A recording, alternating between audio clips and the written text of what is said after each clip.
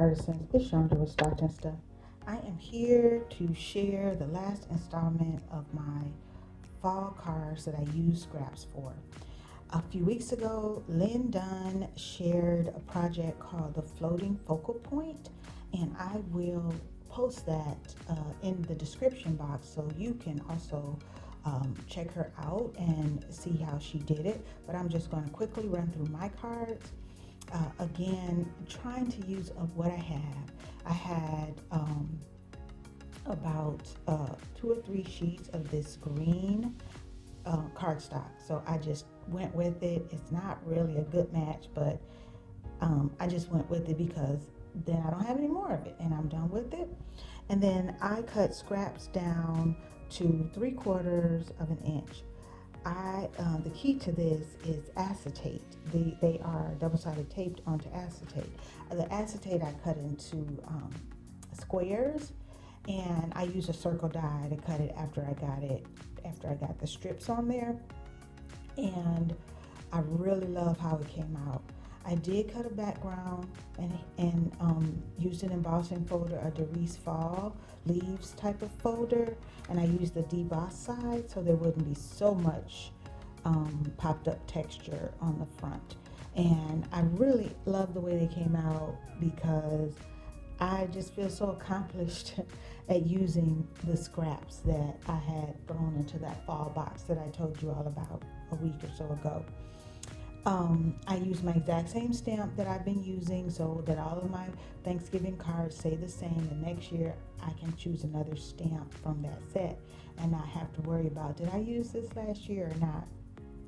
And when you cut the circle out, you end up with this strip that gives you, the same, and I went through and matched them and made sure I had them matching, so you get the same strip that you cut there. And then I stamped these in pink, which may be odd, but I tried to match my leaf because I tried to get that on every one of these. And if you know why I'm using pink and green. And I really love how they came out. So this got me to 26.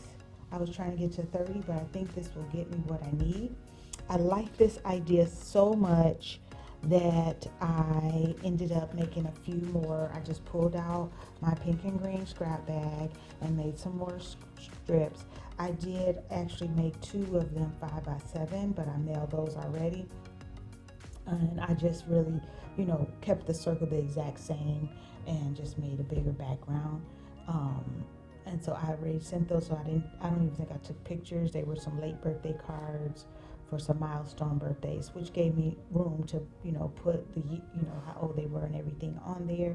I don't have any sentiments on these yet because I literally was just making scraps and I haven't decided, what these cards will be for, but I really loved it. I was inspired to change. I didn't use the fall Derice embossing folder.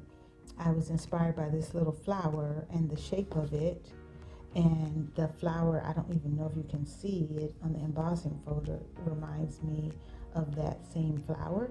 This embossing folder has a open, it's not open, but a flat part in the middle. So it was perfect to pop my circle up on. And again, I'm not sure what I'm going to do with it, but I did want to share and show you the last of my fall, using up my scraps cards.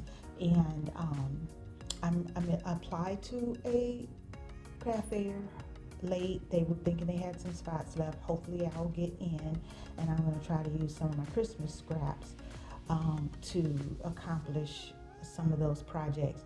I want to say I appreciate all of my new subscribers. I'm just so thrilled with the number of new subscribers I've gotten since I hit my 500 mark. And I just want you to know you're so appreciated. I see that a lot of people are watching like old craft fair items. So please enjoy, take it to the next level, use your creativity. I'm a copycatter. I see something and I make it my, put my twist on it. And so hopefully you'll do the same and that you will do well at your craft fairs or your gift giving this fall.